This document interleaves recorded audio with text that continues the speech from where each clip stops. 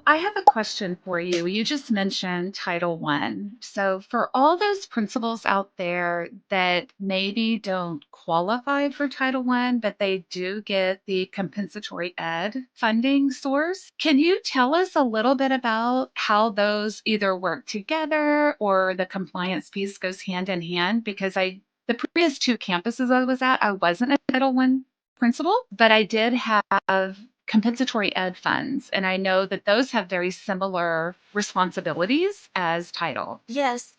So what I would advise any principal who's not at a Title I school, if you are a successful principal, be ready, be prepared, because you could be the next Title I principal the next year. Because in the Title I school, you need to have the high performing principals should be the ones who are being assigned to work on your Title I campuses. So if you are good at your job, get ready, be prepared for it because it could be coming your way. And all the changing demographics that we have going on in our education field today, you could have a populate, they could redraw your boundary lines in your district because schools are downsizing, and then you have new restructuring of attendance boundaries, and then before you know it, you're a Title I school, you qualify. So that's one thing I would advise. Don't get set like, oh, I'm not Title I don't need to know this. Oh, you should always be ready because it's best practice. Having a needs assessment, having a compact, having a policy. Now, with that compensatory ed, bring